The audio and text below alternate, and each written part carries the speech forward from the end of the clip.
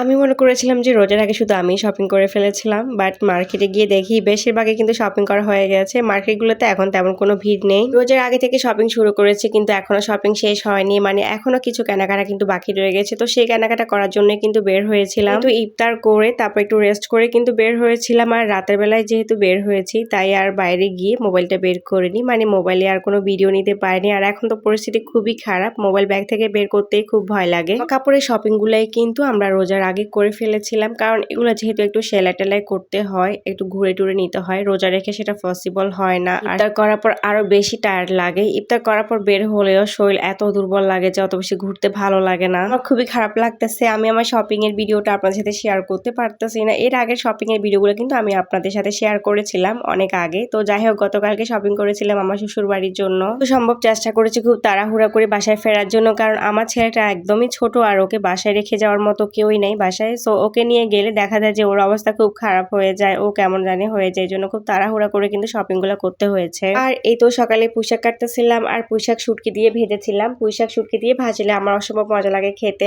রোজার দিনে শাক রান্না খেতে মজা লাগে না, মানে কোনো ঝোল জাতীয় রান্না আমার একদমই খেতে ইচ্ছে করে না। আমি কেন জানি খেতে পারি না, জানি না অন্যরা কেমন। এখন আমার সাথে থেকে থেকে আমার জামার অবস্থাও সেম হয়ে গেছে। ও আগে সবই খেতে পারতো, এখন দেখা গেছে যে ও আমার মতো একটু একটু শুকনা শুকনা খায় রোজা থেকে। ও তেমন ঝোল জাতীয় কিছুই খেতে চায় না। এই তো কই মাছ ভাজবো, আর কই মাছ ভাজলে কিন্তু বেশ মজা লাগে। এগুলো যেহেতু ফার্মের কই মাছ, রান্না করলে খেতে একদমই মজা লাগে না। কই মাছের মধ্যে আমি হলুদ মরিচ লবণ মাখাচ্ছিলাম, আস্তে আস্তে একটু সুন্দর করে ভিডিওগুলো করতেছিলাম। মাছগুলাতে মশলা মাখিয়ে আমি কিন্তু আধ ঘন্টার জন্য ম্যারিনেট করে রেখেছিলাম। এতে করে কিন্তু মশলাগুলো ভালো করে মাছের গায়ে লেগে যাবে। পুরো আপনাদের পেজের কি অবস্থা, আপনাদের মানে যারা যারা কন্টেন্ট সেটআপটা পেয়েছেন, নতুন মনিটাইজেশন সেটআপটা পেয়েছেন, তাদের ইনকামের কি অবস্থা? আমার তো মানে অবস্থা খুবই খারাপ। আমার একদমই পেজে কাজ করতে ইচ্ছে করে না, খুবই মানে বিরক্ত হয়ে গেছি আমার পেজের উপরে। কষ্ট করে যে আমি আমার পেজটাকে দাঁড় করাইছি সেটা শুধু আমিই জানি। আমি আমার প্রেগনেন্সিতে শারীরিক অসুস্থতার জটিলতা নিয়ে সারাদিন পেজে বসেছিলাম, পেজে কমেন্টস করছি, পেজে সময় দিয়েছি। প্রায় 14 থেকে 15 ঘন্টা কিন্তু পেজে সময় দিয়েছিলাম প্রাথমিক অবস্থায়। এভাবে করে আমি আমার পেজটাকে এতটুকু পর্যন্ত বছর রমজান থেকে